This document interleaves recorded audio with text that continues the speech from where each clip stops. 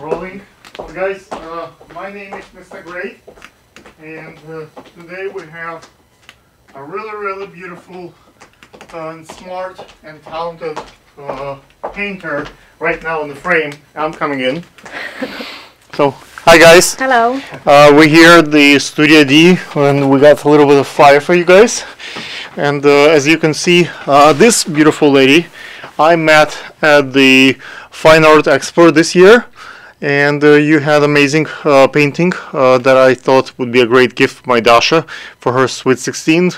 I happened to get something for Dasha what she wanted, but I still kind of really like the painting. Thank you. There's a next birthday next year.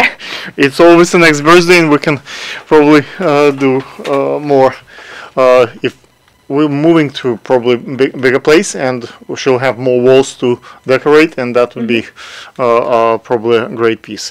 So with no further ado, ladies and gentlemen, let me introduce you to Christina, painter. Let's get our teleprompter rolling. Let me just set it up. It's, we have a little bit of issues with the teleprompter, so bear with me. And you can just enjoy looking at beautiful Christina. It's still entertaining. Without not that much. And okay, so Control V, Control A, 36, and roll. And my first question for Christina is: how did you start in art, making art? How did you make art? Why do you make art? I always had an affinity for art, and I've been recognized as talent since I was in elementary school. It's just I never started. A lot of people draw when they're in elementary school. My son drew, but not that many have exhibitions and pay thousands of dollars to be in an art expo, and not that many people actually selling the paintings. Very few people actually sold there. I saw you were one of those lucky ones who actually had some actual physical sales. Yes, but this happened a lot of years later than in elementary school. But that was your first exhibition, right? You just started. You started painting a couple of years ago. I started to paint a couple of years ago. Yes. And how did it happen? I was in an art fair, and I've seen a Picasso painting since his beginnings, and I was surprised by his unrecognizable style. And at that point, my friend challenged me and said, "Oh, you'll never be able to do that." So I took the challenge, and a few days later, I sent him an exact reproduction of Picasso, and he was very astounded of my talent, and he challenged me to do even more. So this is how I started. Okay, well, let's move to the next question. Let's move the teleprompter a little faster. So what is your most important artist tool? How do you pick artist tool? So of course, like any other artist, probably the canvas would be my first most important, and then the pencil that I have to do that I'm doing my sketches with. But how do you pick the right pencil? How do you pick the right canvas? You look at the reviews online or on Amazon, or you talk to a fellow artist, or it's something that you just something that resonates to you personally? I generally like to go in the store and actually touch the canvas, feel the linen, the cotton, to see if it's a good quality, see if I like it, and imagine how the color will go, since I paint oil. Any particular ones you can recommend for the audience? Do you know which ones are better? The quality, or it just... You know, I couldn't think of any brand names, since I don't go with the brand. I go with just what I feel would be working with the oil. Okay. Jacob, let's move a little bit.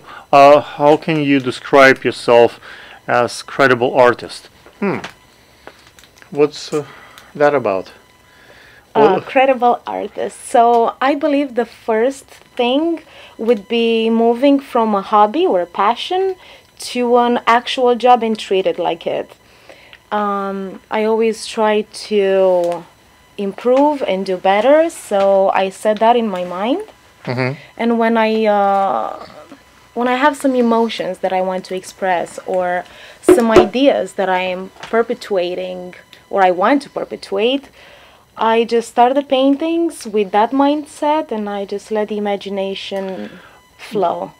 But credibility comes from a number of perspectives. Well, Usually, sometimes people would say, "Okay, I sold so many paintings. I'm credible artist just because my painting got sold so much." Some people would say, "You know what? So many critics, art professionals, wrote about my work, critique and comment. So if I'm that much quoted, probably I'm important. I'm credible source." Some people just say, I know what it is. I went to school. I went for the art school. I have experience. I've done it for so many years. Where does the credibility comes from? I believe it also come from the connection that you make with the people, with the customers, the energy that you get from them, how serious you treat their desires or their feelings about a painting, or if they want to commission a piece. If you listen carefully and you actually understand what's in the mind of the customer, of the potential buyer, I believe, if you give that that feeling of understanding, that world of magic, let's call it, that the person can relate to, that they see something and they feel something else, or they can just go in a different world through the paintings that you make. I believe that could be one of the reasons that can call you a credible How do artist. men approach you compared to women? That's a sensitive subject. I saw you at the art show, and you are obviously pretty and beautiful, and you had like three friends of yours who are like model-looking ladies, and obviously them standing next to you, your paintings, and they are so girly in so many ways that you attract a lot of attention in that way. But then probably guys just, I don't know, you married? Are you married? Or you have a boyfriend? Single? Do they approach you for those reasons, or how do you deal with that sensitive subject? So sometimes, yes, it happens that men are attracted maybe to the beauty of the artist, the youth of the artist. I guess it's just an innate. But can you convert that into sales without being, doing something inappropriate? How that, like, yes, they stop because they see your beauty and your beauty of your work, but do they walk away with the paintings? Do they really, convert that interest into what they see on the wall? I believe that as a salesperson, you should always use all your assets. Not Yes. take advantage of them, but use them. Appropriately. Yes, exactly. And no, I'm not using But the beauty to sell. Was it intentional that you had so many beautiful girls next to you, or it's just something natural? At that point was not intentional. That could be a reason that some people might use, but there were my friends who were actually visiting, and they love my artwork and they like to have fun, and I see. that just happened when you were there. But you can use that if you want to make a sales. Promote Exactly. you can have artists with exhibition and hire maybe a modeling agency with 10-20 beautiful models, and they will stand next to your paintings, and people will stand to look at the beautiful models, and it might be converted into sales of what those girls are looking for. People would say, okay, if those girls are attracted to that art, if I buy that painting in my house, the beautiful models will be attracted to my house, or like to the wall at my house. That's a way of seeing things. Okay, Unfortunately, paintings let's don't move come on. with beautiful girls. Absolutely. But the girls, when you buy a beautiful dress, you're not buying the dress. You're buying the dream that in that dress you can attract a interesting husband. The guy buys a fancy car that he cannot afford otherwise because he thinks that because of that car he might attract a proper partner for life. So Yes. those toys are usually in this biological language actually converts into something that people want to resolve their personal decisions. So Are you saying that some people can buy paintings to use them as ways of attracting something? Absolutely. You want to make a painting as a statement, who you are and what you do at your home. So if people have pornography on their walls, you probably know what that person is. If people have Picasso on their walls at home, you probably have an idea what kind of art that person might like. So paintings Yes. resemble a little bit. Of course, that person might have nothing to do with Picasso, but usually you can tell by the way people decorate their home what kind of person it is. So that's might have some correlation, not necessarily, but they can pretend to be someone and be someone else in reality.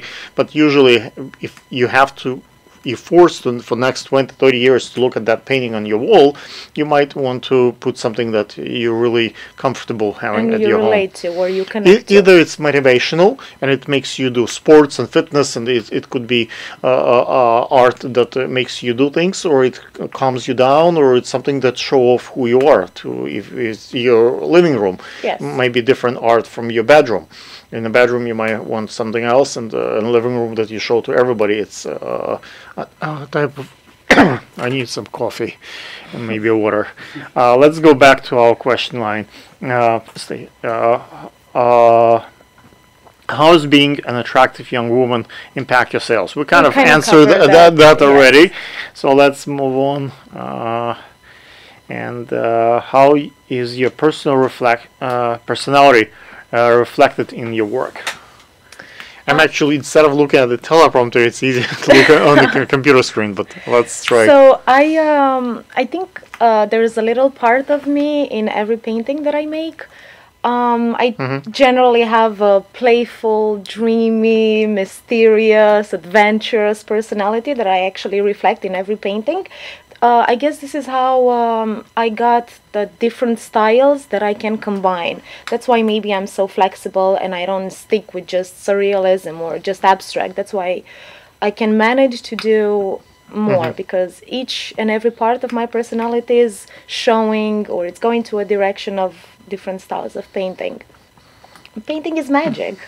Do you think when they purchasing your paintings, they buy a little piece of soul, a little bit of you in that sense, or it's just something that you are willing to give away and show? Is it really you, or is it something that you're just willing to demonstrate to others? I'm not trying to demonstrate anything to others, but I It's do for you. believe. Paintings primarily for you. You might not sell it, so you Yes, do it for your pleasure. For me, I definitely believe that people do see that little part, but they also relate more with themselves. So the painting, It's like my YouTube channel. I film for myself and what I'm curious about. If people like it, they become fan of my channel. If not, I'm still filming it for myself. So yes. it's very similar. I do it out of passion, out of love. I like to express the emotions that some people, or the feelings, ideas that some people would not do it in writing or in words or with behavior. It's an Okay. easier way to do it. Okay, ladies and gentlemen, if you have interest in this beautiful lady's work of as a painter, what's the best way to reach out, or how they can look at your gallery? Facebook, Instagram, You can or reach your me website? by Instagram at Christina Gabriela, or I have my website missc-art.com, which is missc-art.com. Thank you. Thank you very much. Can you see?